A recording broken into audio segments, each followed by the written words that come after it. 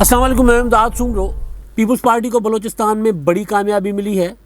मुस्लिम league नून के साबिक रहनुमा नवाज शरीफ साहब के करीबी साथी, साबिक करीबी साथी, अब के नहीं, साबिक करीबी साथी, साबिक वफाकी वज़ीर रिटायर्ड जनरल ग़ुलाम कादिर बलोच साहब और साबिक वज़ीर आला बलूचिस्तान सनाउल्लाह ज़हरी जो हैं वो पीपल्स पार्टी में शामिल हो गए हैं और तहरीक इंसाफ के एक बड़े रहनुमा वो भी पीपल्स पार्टी में शामिल होने को तैयार हैं। आसिफ ज़रदारी साहब के साथ उनकी मुलाकातें हैं, वो कौन है वो आगे चलकर बताता हूँ, लेकिन दिलचस्पी मेरी ज़्यादा है सरदार सनाउल्लाह ज़हरी, नवाब सनाउल्लाह ज़हरी साहब में।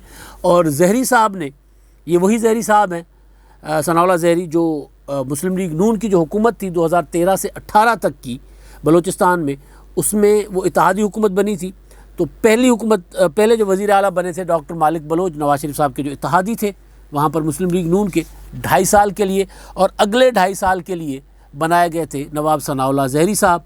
तो सनाउल्लाह ज़हरी साहब अपने आखिरी साल में ही थे तो उनके ख़िलाफ़ आ गई थी तहरीक अदम एतमाद जून 2018 में। तहरीक अदम एतमाद के बाद उन्होंने दे दिया था इस्तीफ़ा और बिज़िंजो साहब जो हैं, वो क्या नाम है, अब्दुल कुद्दूस बिज़िंजो, वो नौजवान सियासतदान हैं वहाँ के, वो बन गए थे वज़ीर आला। और आसिफ ज़रदारी साहब ने इसका क्रेडिट लिया था कि जनाब हमने करके दिखाया, एक मेंबर भी नहीं था लेकिन हमने तहरीक अदम एतमाद वहाँ पर कामयाब की। और बाद में पता चला कि आसिफ ज़रदारी साहब ने वो गेम किस तरह की थी, इस्टेब्लिशमेंट का साथ था और सादिक संजरानी साहब को जितवाया और 2018 के इंतखाबात के लिए एक गेम प्लान किया गया था। लेकिन बहरहाल उसमें फिर कहा जाता है कि आसिफ ज़रदारी साहब के साथ हो गया था हाथ, लिहाजा आसिफ ज़रदारी साहब ने इस्टेब्लिशमेंट के वहाँ पर जो थे वज़ीर आला भी बनवा दिए और उधर सादिक संजरानी साहब को सेनेट चेयरमैन भी बनवा दिया। लेकिन आसिफ ज़रदारी साहब के साथ जो वादा था वो पूरा नहीं हुआ, या उनके साथ जो सियासत में होता है उनके साथ हाथ हो गया। तो बहरहाल वो फिर आसिफ ज़रदारी साहब के ऊपर एक सियासी तौर पर एक सियासी गलती उनकी कही गई या सियासी दाग जो है उनके दामन पर लगा कि उन्होंने गुनाह बेलज़्ज़त किया, यानी कुछ मिला नहीं लेकिन बहरहाल उन्होंने कुछ ऐसे लोगों को वो सेनेट के चेयरमैन बनवा दिया, वो संजरानी साहब को, और जिनको बाद में हटाने की कोशिश की तो आसिफ ज़रदारी साहब गिरे जाके कि भाई वो नहीं हटाए जा सके उनसे। उनके अपने अरकान या इत्तेहादी जमातें जो थी मुस्लिम लीग नून और पीपल्स पार्टी और JUI, उनके अरकान तहरीक अदम एतमाद के दौरान 14 के 14 गायब हो गए, यानी 14 अरकान गायब हो गए, यानी कमाल हो गया था। तो बहरहाल तो कहानी बड़ी दिलचस्प है। आम तासुर ये है कि सनाउल्लाह ज़हरी साहब ने छोड़ा था मुस्लिम लीग नून को और अब्दुल कादिर बलोच साहब ने मुस्लिम लीग नून को छोड़ा था। नवाज शरीफ साहब का जो बयानिया था नवंबर में, जो कोयटा का जलसा था, उस जलसे और उससे पहले जो गुजरांवाला का जलसा था अक्टूबर का, उन जलसों में नवाज शरीफ साहब की तकरीरें जिसमें उन्होंने ज़ाहिर वो फ़ौजी हुकाम पर, हमारे आर्मी चीफ़ DG ISI, उनका नाम लेकर उन पर तनकीद की थी। तो तासुर ये था, या उन्होंने तासुर ये दिया कि उसकी वजह से, उनके बयानिए की वजह से हम उनको छोड़ रहे हैं, ये कहा गया था। कुछ इस तरह की बातें हुई थी। लेकिन पीछे कहानी क्या थी, जब ये सारा चल रहा था कि पीपल्स पार्टी में शामिल हो रहे हैं मुस्लिम लीग नून से, तो ये 8 नवंबर को रिज़ाइन कर चुके हुए थे दोनों। और अपने ज़ाहिर पूरा का पूरा बलूचिस्तान का जो सियासी सिस्टम है उसमें ये नहीं होता कि शख्सियत अकेली होती है, ज़ाहिर है वो इतनी बड़ी शख्सियात जो होती हैं वो फिर उनका पूरा कबीला होता है, कबीला फिर यारियाँ दोस्तियाँ होती हैं, तो पूरा एक जुलूस बाजमात वो शामिल होते हैं। तो ज़ाहिर है वो जब इन्होंने इस्तीफ़ा दिया तो इनके साथ सारा फिर वो अज़ला जो इनके हैं, इनके ज़ेर असर जो लोकल पॉलिटिक्स करने वाले लोग हैं, वो सारे के सारे, जिस तरह आज कोयटा में जलसा, जिस जलसे में ऐलान किया गया पीपल्स पार्टी में शमूलियत का, बिलावल भुट्टो भी थे, जतक हाउस पर जलसा हुआ सरियाब रोड पर। तो चंगेज़ जमाली जो पीपल्स पार्टी के सदर बनाए गए थे कुछ अर्सा पहले, वो भी इस शमूलियत की वजह से बनाए गए थे चंगेज़ जमाली, ताकि ये लोग आएँ तो उससे पहले वो वाली सीट किसी कदावर शख्सियत के साथ फिल हो। इससे पहले अली मदद जतक साहब सदर थे। तो बहरहाल वो जलसा हुआ, शमूलियती तकरीब हुई जतक हाउस पर, और उसमें इन्होंने जो ऐलान किया, तो उससे पहले क्या हुआ था इनके साथ, आज जो तकरीर की है ज़हरी साहब ने, सनाउल्लाह ज़हरी साहब ने, उसमें उन्होंने कहा कि जी मैं तवक्को करता हूँ कि मेरे साथ आसिफ ज़रदारी और बिलावल भुट्टो मेरे साथ वो नहीं करेंगे जो नवाज शरीफ ने किया, हमें इज़्ज़त देंगे।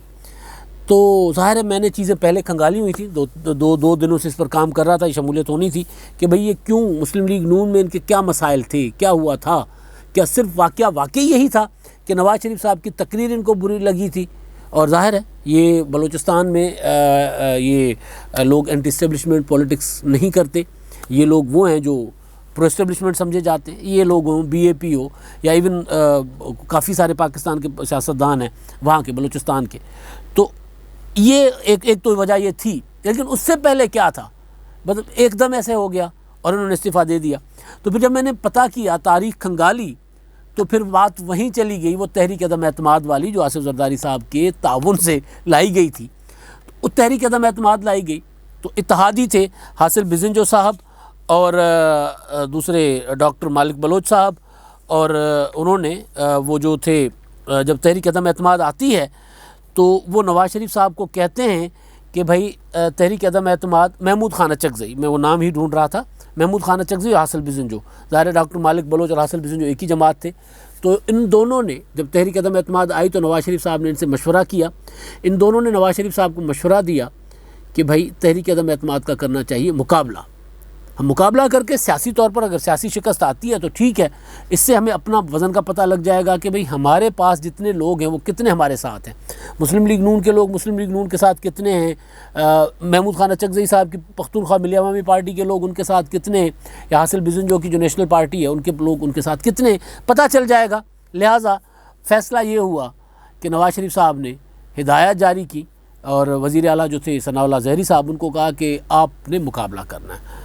آپ کو فائنینشیل سپورٹ چاہیے, آپ کو مرکز سے ملے گی, آپ کو سیاسی سپورٹ چاہیے, آپ کو اتحادی دیں گے, میں بھی دوں گا, اور مکمل طور پر سپورٹ کے ساتھ آپ کھڑے ہو, اس کا مقابلہ کریں گے. لیکن پھر یہ ہوا کہ انہوں نے استعفیٰ دے دیا. ثناء اللہ زہری صاحب نے اس کو مقابلہ نہیں کیا. تو پھر یوں ہوا کہ شکایات کی, غصہ کیا نواز شریف صاحب پر ان کے اتحادیوں نے, محمود خان اور حاصل بزنجو, جو سیاسی غصہ ہوتا ہے وہ مطلب ظاہر اس میں وہ حدود و قیود ہوتی ہیں. نواز شریف صاحب کے ساتھ اپنی ناراضگی کا اظہار کیا کہ آپ نے کس طرح کے وزیر اعلیٰ لگائے ہیں کہ نہ ان کے ساتھی ان کے ساتھ ہیں, نہ وہ خود اپنے ساتھ ہیں, وہ مقابلہ بھی نہیں کر پا رہے, اور انہوں نے استعفیٰ دے دیا ہے. اس پر نواز شریف صاحب نے, کیونکہ جب اتحادیوں نے معافی چاہتا ہوں, جب اتحادیوں نے گلا کیا تو پھر نواز شریف صاحب نے شدید برہمی کا, غصے کا اظہار کیا تھا ثناء اللہ زہری صاحب پر. تو تب سے ثناء اللہ زہری صاحب جو ہیں نواز شریف نے ان پر کانٹا لگا دیا تھا. تو یہ جو میں بیسیکلی کہانی پرانی وہ کہ, اور ثناء اللہ زہری صاحب جو ہیں وہ ہیں سردار ان کے عبدالقادر بلوچ صاحب کے قبیلے کے. عبدالقادر بلوچ صاحب تو سردار کے پیچھے کھڑے ہونے والے ہیں. انہوں نے کہا بھی ہے, برملا کا ہے کہ جی وہ تو میرے سردار ہیں. تو یہ معاملہ وہ ہوا, وہ ناراض ہوئے, نواز شریف صاحب ناراض ہوئے, وہ بھی ناراض ہوئے, اور پھر معاملہ جو ہے وہ آگے چلتا گیا, اور آگے ہوا یہ اختلافات بڑھتے گئے, اور پھر بنا پی ڈی ایم. سارے معاملات عمران خان کی حکومت بن گئی, یہ ہو گیا وہ ہو گیا. اس میں وہ اپنی جو 2018 کے انتخابات میں ایم پی اے بن گئے, اور ایم پی اے بننے کے بعد پھر انہوں نے ووٹ کیا, ادھر بی اے پی کی حکومت کو سپورٹ کیا. تو بہرحال تو اس کے بعد جب پی ڈی ایم بنتا ہے, تو پی ڈی ایم بننے کے بعد جب کوئٹہ کا جلسہ ہوتا ہے, تو کوئٹہ کے جلسے پہ اختر مینگل صاحب جو ہیں وہ اعتراض کرتے ہیں کہ ثناء اللہ زہری صاحب جو ہیں وہ نہیں بیٹھیں گے اسٹیج پر, کیونکہ ثناء اللہ زہری کے اور ان کے تکرار چل رہے تھے قبائلی کو, ایک دوسرے پر مقدمے بازیاں تھیں, ایک دوسرے پر الزامات تھے. اور پھر یہ قبائلی لوگ ظاہر ہے اگر وہ ایک دوسرے کے سامنے بھی آ جائے تو بندوق سے نیچے تو بات ہی نہیں کرتے.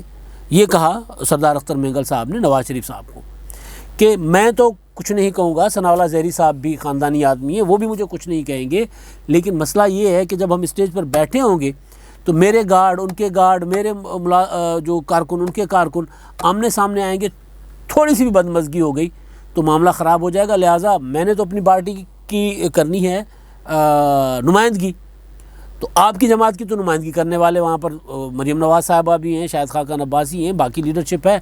تو انہوں نے درخواست کی نواز شریف صاحب کو, مشورہ دیا کہ ثناء اللہ زہری صاحب اگر اسٹیج پر نہ بیٹھیں تو یہ مناسب ہوگا اور بدمزگی سے بچ جائیں گے, اور اتحاد کا جو تاثر ہے وہ خراب نہیں جائے گا, منفی نہیں ہوگا. تو شاہد خاقان عباسی صاحب نے نواز شریف صاحب کی ہدایت پر ان کو کہا, ثناء اللہ زہری صاحب کو, کہ جی آپ اسٹیج پر نہیں بیٹھ سکتے. تو پھر کیا ہوا, پھر عبدالقادر بلوچ صاحب بھی نہیں بیٹھے, اور وہ نومبر میں ہی جلسہ تھا, اور پھر 8 نومبر کو یہ لوگ استعفیٰ دے گئے. اور اس سے پہلے ظاہر ہے اس طرح کا ان کا کوئی چیز چلی نہیں تھی، لیکن اس کے بعد پھر بیانیے کی بات آئی اور سمجھایا گیا کہ نواز شریف صاحب کا بیانیے کا یہ بوجھ نہیں اٹھا سکتے، ممکن ہے یہ بھی ہو، لیکن اصل وجہ یہ تھی کہ وہ جو تحریک عدم اعتماد میں نواز شریف صاحب نے کہا تھا کھڑے رہنا ہے، وہ بیٹھ گئے ثناء اللہ زہری صاحب. ثناء اللہ زہری صاحب کے نواز شریف صاحب کے ساتھ معاملات اس وقت کے جس کا انہوں نے تانا دیا کہ جی نواز شریف کی طرح آپ ہمارے ساتھ نہیں کریں گے، ہمیں عزت دیں گے، یعنی ایک اسٹیج پر بیٹھنے کا کہ نواز شریف صاحب نے اپنے اتحادی کو راضی رکھنے کے لیے مجھے اسٹیج پر نہیں بیٹھنے دیا، نواز شریف صاحب نے اپنے اتحادیوں کی وجہ سے میرے اوپر ناراضگی کی کہ میں نے ریزائن کیوں کیا. تو وہ انہوں نے آج 2 جملوں میں انہوں نے گلا کیا اور بلاول بھٹو زرداری صاحب نے کہا ہم تو بھائی سیاست کرتے عزت کے لیے ہیں، لہٰذا ہم آپ کو عزت دیں گے. تو پیپلز پارٹی کی آج یہ بڑی کامیابی ملی ہے وہاں پر بلوچستان میں. پیپلز پارٹی کیونکہ بہت اس میں تھی، ڈاؤن ہو گئی تھی. پیپلز پارٹی کو کہا جا رہا تھا کہ سندھ تک محدود ہو گئی ہے. آزاد کشمیر میں پیپلز پارٹی نے بہتر پرفارم کیا. اب بلوچستان میں پیپلز پارٹی نے کی جو یہ شمولیتیں ہوئی ہیں یہ آگے بڑھ رہی ہیں، اور ظاہر ہے اصل اس کے پیچھے 2023 کا انتخاب 2008 کے ماڈل پہ آصف زرداری صاحب کا، جو 2008 کا ماڈل تھا وہ اپلائی کرنا چاہ رہے ہیں. تو اب اگلی شخصیت جو ہے بلوچستان سے جو آصف زرداری صاحب سے ملاقاتیں کر چکی ہے وہ ہے بلوچستان پی ٹی آئی کے سابق صدر اور مستعفی صوبائی وزیر یار محمد رند، سردار یار محمد رند. میرا جو گاؤں ہے جس گاؤں میں رہتا ہوں بخشلی رند، وہ سردار یار محمد رند کے قبیلے کے لوگوں کا گاؤں ہے اور ان کی سرداری میں ہے وہ. تو سندھ میں ہے ہمارے گاؤں میں جوہی میں. تو سردار یار محمد رند صاحب جو ہیں وہ آصف زرداری صاحب سے ملاقاتیں کر چکے ہیں پچھلے کچھ عرصے میں. 2 ملاقاتیں، ایک کراچی میں ہوئی ہے اور ایک ملاقات اسلام آباد میں ہوئی ہے، اور ان کے صاحبزادے بھی ملاقات کر چکے جس میں آصف زرداری صاحب نے ان کو اپنی خاندانی بندوق بھی پیش کی. اور ویسے بھی نواب شاہ میں ان کی قبیلہ آصف زرداری کے ساتھ ان کے حلقے میں سارا کچھ، تو وہ ان کا تعلق تو پرانا خاندانی تعلق ہے، تو وہ بھی ہو گئے ہیں. اب ان کا معاملہ جو ہے جہاں رکا ہوا ہے وہ یہ ہے کہ سردار یار محمد رند نے آصف زرداری صاحب کو، جو میرے ذرائع کہہ رہے ہیں، انہوں نے کہا کہ جو ان کے صاحبزادے کو سندھ سے M P A M N A منتخب کروا دیں، کیونکہ ان کا وہ گاؤں سندھ میں بھی ہے، بلوچستان میں بھی، ہمارے بارڈر پر جو دادو جوہی کا جو بلوچستان کے ساتھ بارڈر لگتا ہے، اور وہ وہاں پر یہ سارے ان کے آباد ہیں قبائل ان کے لوگ. تو وہ ان کے ادھر بھی ہیں ادھر بھی ہیں، نواب شاہ میں بھی ہیں، 7 میں بھی ہیں. تو انہوں نے 3 آپشنز دیے آصف زرداری صاحب کو کہ نواب شاہ، 7 یا جوہی دادو. تو یہاں پر میرے صاحبزادے کو آپ منتخب کروا دیں. تو یہ ہے، آصف زرداری صاحب نے کہا ٹھیک ہے جی، آپ کا مسئلہ ہی نہیں ہے، یہ ہم کر دیں گے، آپ کو صرف منتخب کروانا ہے صاحبزادہ آپ کا، تو ہم ان کو ایڈجسٹ کر لیں گے. تو یہ معاملہ تقریباً طے ہے، اور کچھ عرصے میں امکان ہے کہ یہ پیپلز پارٹی میں یہ بھی شامل ہو جائیں گے. اور اب صرف وہ مختصراً کہ جو آصف زرداری صاحب چل رہے ہیں 2008 کے اس پر ڈیزائن پر، 2008 کا جو تھا ماڈل حکومت کا، اس پر چل رہے ہیں. تو اس کے مطابق آپ نے دیکھا ہوگا کہ پچھلے دنوں بلاول بھٹو زرداری صاحب نے کراچی میں بھی زور لگایا ہے کہ جی کراچی، مرتضیٰ وہاب کو ایڈمنسٹریٹر بھی لگا دیا ہے کہ ہم نے کراچی سے اگر ہم نشستیں لے لیں گے زیادہ تو پھر ہم مرکز میں حکومت بنا سکیں گے. تو کراچی میں جو تحریک انصاف کی سیٹیں ہیں، تحریک انصاف اس طرح کراچی میں اس طرح نہیں رہی، تو پیپلز ایم کیو ایم بھی نہیں رہی، تو پیپلز پارٹی یعنی اتنی مقبول نہیں رہی.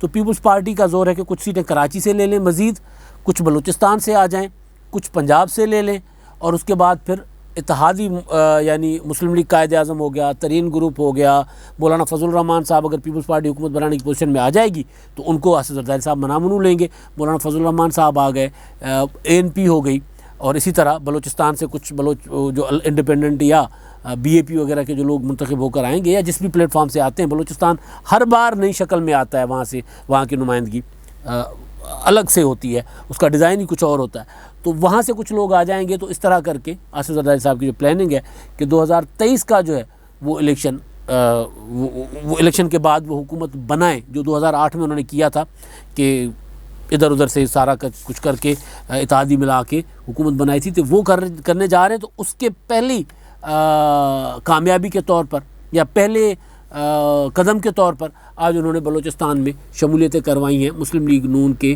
سابق رہنماؤں کی، نواز شریف صاحب کے سابق قریبی ساتھیوں کی، اور وہ ساتھی جن کے متعلق یہ تھا کہ وہ نواز شریف صاحب کے بیانیے کی وجہ سے الگ ہوئے. بیانیے کا بالکل ایک وجہ ہے، بڑی وجہ ہے وہ، لیکن وہ اصل میں ناراضگیاں ان کی چل رہی تھیں 2018 سے جب نواز شریف صاحب نے ان کے ساتھ ناراضگی کا اظہار کیا تھا کہ آپ کھڑے کیوں نہیں ہوئے. ظاہر ہے یہ بہت مائنس پوائنٹ ہے ان کے لیے، نیگیٹو پوائنٹ ہے ثناء اللہ زہری صاحب کے لیے کہ وہ مقابلہ نہیں کر سکے اور انہوں نے پہلے ہی ریزائن کر دیا اور اپنی قیادت کو ناراض کر دیا. تو وہ والے ثناء اللہ زہری صاحب جنہوں نے الزام عائد کیا تھا کہ آصف زرداری صاحب نے اسٹیبلشمنٹ کے ساتھ مل کر ان کی حکومت ختم کی ہے، وہ اپنے تمام ساتھیوں بشمول اپنے ریٹائرڈ جنرل عبدالقادر بلوچ صاحب سمیت وہ پیپلز پارٹی میں شامل ہو گئے اور یہ پیپلز پارٹی اس طرف بڑھنے کی کوشش کر رہی ہے. اب کامیابی ملتی ہے کہ نہیں ملتی کہ 2023 میں پارٹی اس پوزیشن میں ہو کہ مرکز میں کولیشن گورنمنٹ بنا سکے. اب تک کے لیے اتنا ہی. اللہ حافظ.